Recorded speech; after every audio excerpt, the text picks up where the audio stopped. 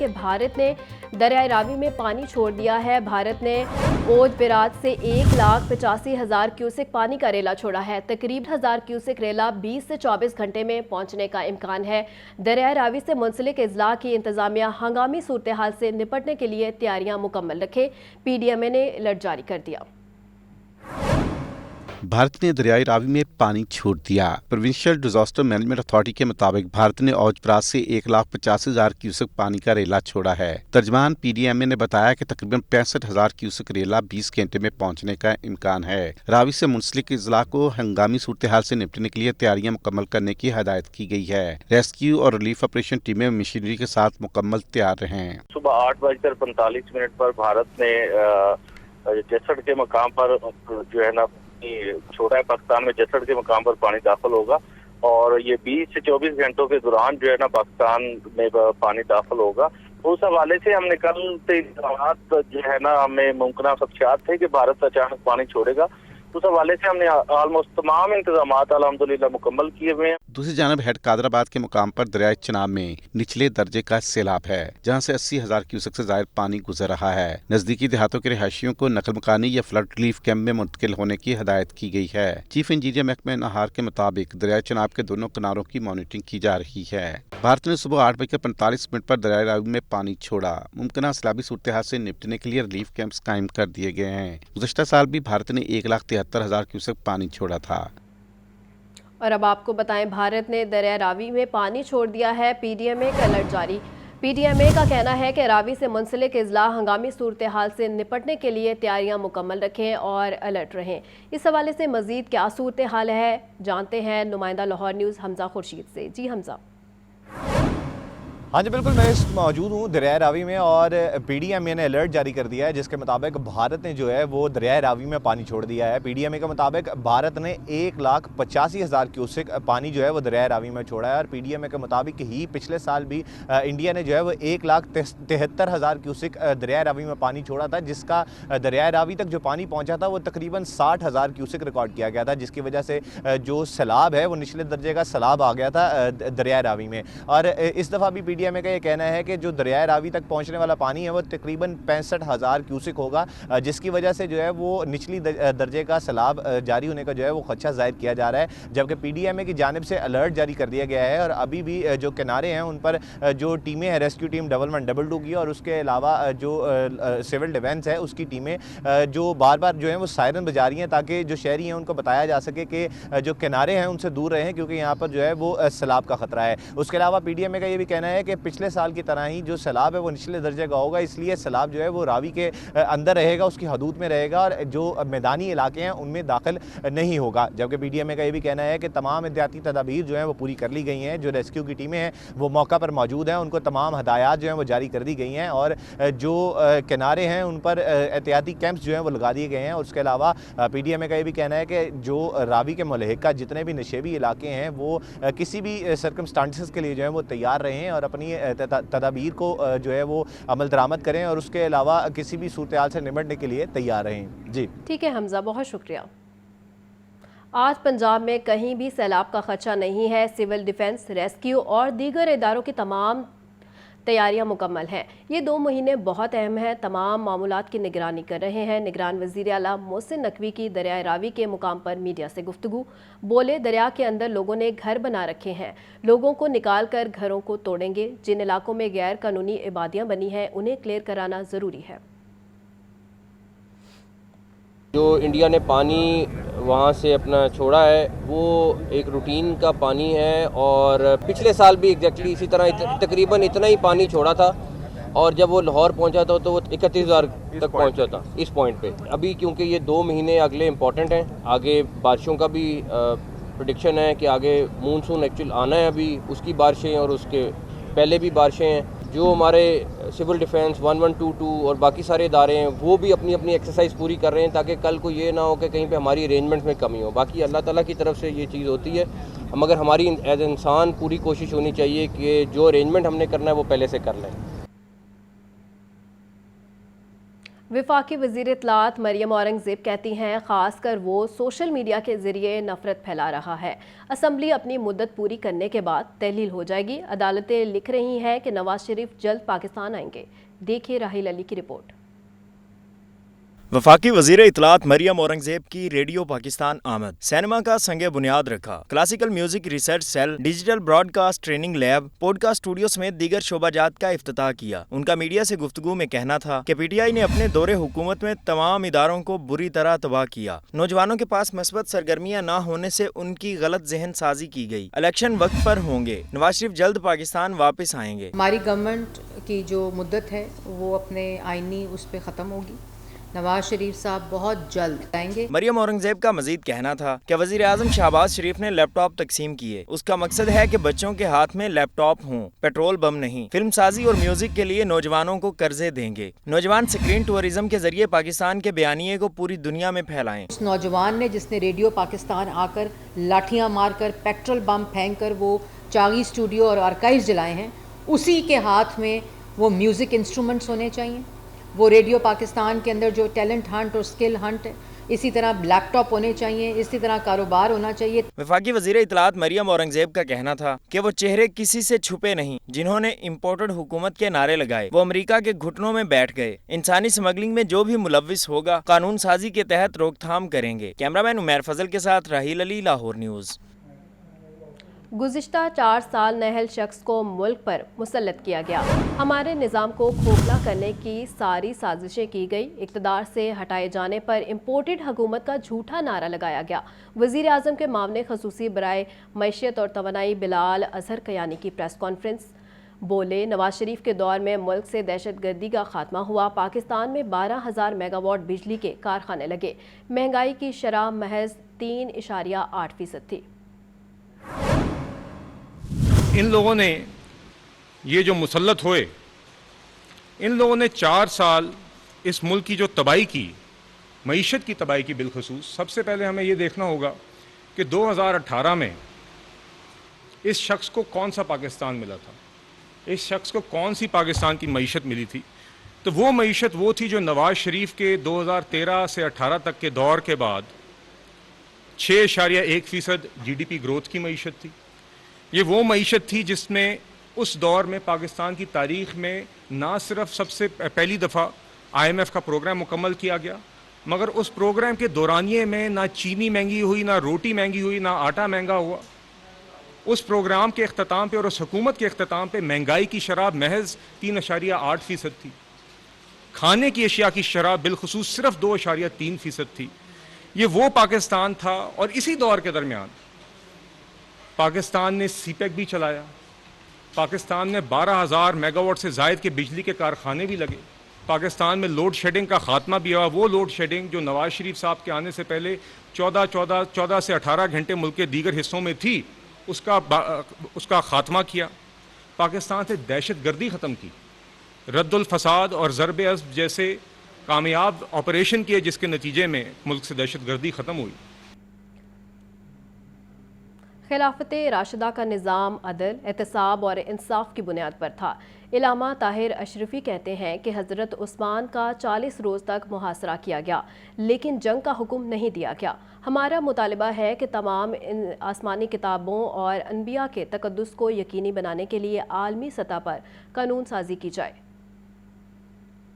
Lahore press club में हजरत उस्मान गनी रज़ियल्लाहु ताला अन्हु सेमिनार का इनाकाद। पाकिस्तान उलमा कौंसिल के चेयरमैन अल्लामा ताहिर अशरफी ने सेमिनार से खिताब में कहा कि खिलाफत राशिदा का निज़ाम अदल, एहतसाब और इंसाफ की बुनियाद पर था। हजरत उस्मान गनी का 40 रोज मुहासरा किया गया, लेकिन जंग का हुक्म नहीं दिया। स्वीडन में कुरान पाक को सरकारी सरपरस्ती में जलाया गया, जो काबिल मसम्मत है। तमाम किताबों और अम्बिया के तकद्दुस को यकीनी बनाने के लिए आलमी सतह पर कानून साजी की जाए।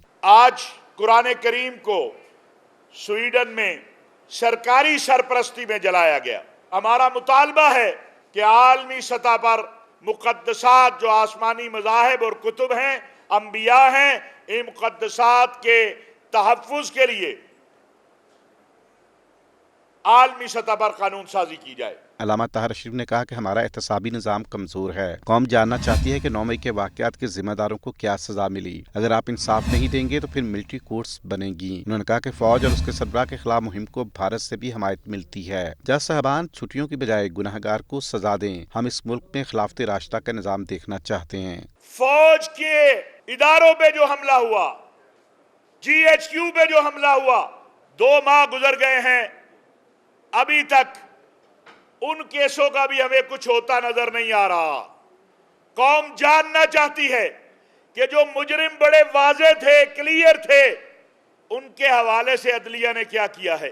जो गुनाहगार है उसको सजा दे, जो बेगुनाह है उसको रिहा करे। चेयरमैन उलमा कौंसिल अल्लामा ताहिर अशरफी का कहना था कि इलेक्शन वक्त पर होने चाहिए। कौम को मजीद ना उलझाया जाए। जो इलेक्शन जीते वो हुकूमत बनाए। कैमरामैन मोहम्मद सलीम के साथ जाहिद आबिद, लाहौर न्यूज़।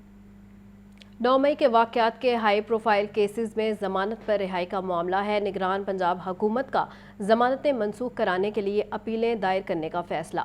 वज़ीर आला मोहसिन नकवी ने जलाओ, घिराव और तोड़फोड़ में मुलव्विस 171 शरपसंदों की शनाख्त न होने का सख्त नोटिस ले लिया है। देखिए लियाकत अली की रिपोर्ट। निगरान वज़ीर आला पंजाब मोहसिन नकवी की ज़ेर सदारत इजलास 9 मई के वाक़यात में मुलव्विस शरपसंदों के खिलाफ कानूनी कार्रवाई में पेशरफ्त का जायजा। हाई प्रोफाइल केसेस में जमानत पर रिहा होने वालों की जमानतें मनसूख कराने के लिए अपीलें दायर करने का फैसला। वज़ीर आला मोहसिन नकवी का जलाओ, घेराव और तोड़फोड़ में मुलव्विस 171 शरपसंदों की शनाख्त न होने का सख्त नोटिस। शनाख्त का अमल जल्द अज जल्द मुकम्मल करने और मफरूर मरकजी शरपसंदों को जल्द कानून की गिरफ्त में लाने का हुक्म। मोहसिन नकवी का कहना था कि तमाम शरपसंदों के खिलाफ केसेस को पेशा वराना तरीके से आगे बढ़ाया जाए। टेक्निकल के साथ ह्यूमन इंटेलिजेंस के जरिए मफरूरों तक पहुंचा जाए। मोहसिन नकवी ने वाज़ेह किया कि मफरूर शरपसंद जितना मर्जी छुप लें, उन तक पहुंचेंगे। 9 मई को फौजी तनसीबात पर हमला करके मुल्क की असास पर हमला किया गया। जलाओ, घेराव, लूटमार और तोड़फोड़ बाकायदा मनसूबाबंदी के तहत की गई। वज़ीर आला पंजाब मोहसिन नकवी का कहना था कि शरपसंदों ने जो घिनौना खेल खेला और नाकाबिले मुआफ़ी जुर्म है। सियासत की आड़ में दहशतगर्दी की गई। इन केसेस को मंतकी अंजाम तक पहुँचाएंगे। महमूद बूटी में शाहगोर पीर दरबार के करीब घर की छत गिर गई है। 10 साला बच्चा जाँ बहक और 3 साला बच्ची जख्मी हो गई है। जाँ बहक बच्चे अमीर अली की लाश और जख्मी जुनैरा को अस्पताल मुंतकिल कर दिया गया है। इमदादी टीमों ने ऑपरेशन मुकम्मल कर लिया है। इस हवाले से तफसीलात जानते हैं शाहजेब शहजाद से। जी शाहजेब, अपडेट कीजिएगा। वाकया पेश आया कि शाहपुर पीर दरबार के करीब मकान के कमरे की छत गिर गई है, जिसके नतीजे में 10 साला बच्चा जाँ-बहक हो गया है और 3 साला बच्ची शदीद जख्मी हुई है, जिसको अस्पताल मुंतकिल कर दिया गया है। इस हवाले से रेस्क्यू का कहना है कि 10 साला अमीर अली वाकये में जख्मों की ताब ना ला सका और वह मौके पर ही जाँ-बहक हो गया, जबकि 3 साला जुनैरा को अस्पताल मुंतकिल कर दिया गया है और इमदादी टीमों ने अपना ऑपरेशन भी मुकम्मल कर दिया है। ठीक है शाहजेब, बहुत शुक्रिया। और अब आपको बताएं कि DIG इन्वेस्टिगेशन इमरान किश्वर की ज़ेर सदारत अफसरान के साथ मीटिंग। ज़ेर तफ्तीश मुकदमात और इश्तिहारी मुल्ज़िमान की गिरफ्तारी में पेशरफ्त का जायज़ा लिया है। गाड़ी चोरी की कॉल पर बरवक्त कार्रवाई और फौरी शवाहिद इकट्ठे किए गए हैं। इसी पर मज़ीद बात कर लेते हैं शाहजेब शहजाद से। जी शाहजेब।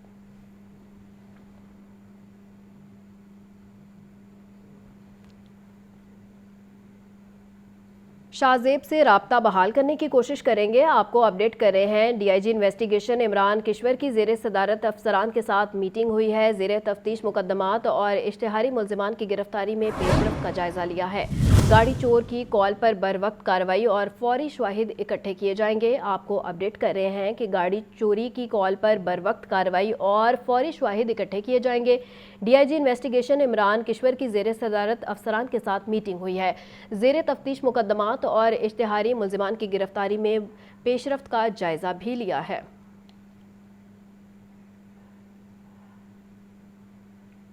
फास्ट बाउलर एहसान आदिल और ऑलराउंडर हमाद आज़म का रिटायरमेंट का ऐलान है। पाकिस्तान क्रिकेट बोर्ड की जानिब से दोनों क्रिकेटर्स के लिए तमाम नेक तमन्नाओं का इजहार है। एहसान आदिल ने 3 टेस्ट और 6 वनडे इंटरनेशनल मैचों में पाकिस्तान की नुमाइंदगी की है। हमाद आज़म ने 11 वनडे इंटरनेशनल और 5 T20 इंटरनेशनल खेले हैं। हमाद आज़म और हसान आदिल ने अंडर 19 वर्ल्ड कप में भी पाकिस्तान की नुमाइंदगी की है। आपको अपडेट कर रहे हैं पाकिस्तान क्रिकेट बोर्ड की जानिब से दोनों क्रिकेटर्स के लिए नेक तमन्नाओं का इजहार किया गया है। एहसान आदिल ने 3 टेस्ट और 6 वनडे इंटरनेशनल मैचों में पाकिस्तान की नुमाइंदगी की है। हमाद आजम ने 11 वनडे इंटरनेशनल और 5 T20 इंटरनेशनल खेले हैं। हमाद आजम और एहसान आदिल ने अंडर 19 वर्ल्ड कप भी पाकिस्तान की नुमाइंदगी की है। मजीद खबरें शामिल करेंगे एक शॉर्ट ब्रेक के बाद, लेकिन उससे पहले लाहौर न्यूज़ फटाफट।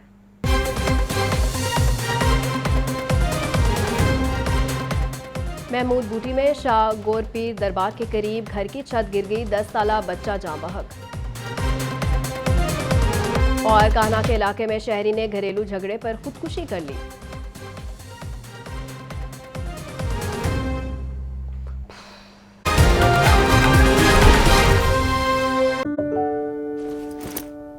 क्या हुआ? स्कूल में लड़कियों ने तंग किया। बैठो। आटे चीनी की कीमतों के सामने अवाम और इंतज़ामिया बेबस। पैदावार लागत में इजाफे को जवाज़ बनाकर आटे और चीनी की महंगे दामों फ़रोख्त जारी है। 20 किलो आटे के थैला के निर्ख 2 हफ्ते में 400 रुपये इजाफा हो गया है। देखिए जाहिद आबिद की रिपोर्ट।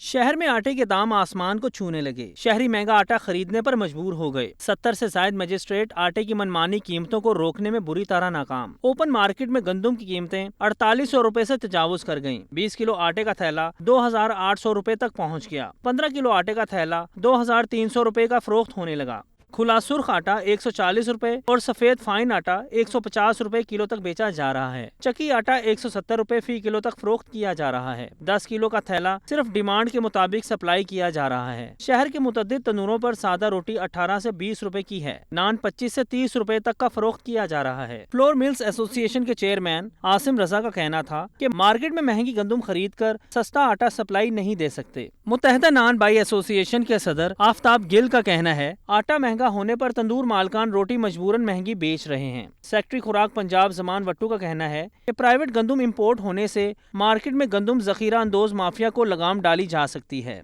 ओपन मार्केट माफिया के भरपूर कंट्रोल में है। ब्लैक मेलर्स और जखीरा अंदोजों के खिलाफ क्रैकडाउन जारी है। कैमरा टीम के साथ इमरान अकबर, लाहौर न्यूज़। महंगाई के चक्कर ने सबको चकरा कर रख दिया है। ब्रायलर 18 रुपये महंगा, फी किलो कीमत 633 रुपये हो गई। फार्मी अंडे भी महंगे हो गए। सब्ज मसाला जात और मौसमी सब्जियां भी पहुंच से बाहर हो गई हैं। देखिए जाहिद आबिद की रिपोर्ट। महंगाई ट्रेन फराटे भरने लगी, गरीब के लिए कुछ भी सस्ता ना रहा। पोल्ट्री मसनूआत और सब्जियां पहुंच से दूर। ब्रायलर गोश्त 18 रुपये महंगा, फी किलो कीमत 633 रुपये मुकर्रर। फार्मी अंडे भी 2 रुपये इजाफे के साथ 239 रुपये फी दर्जन।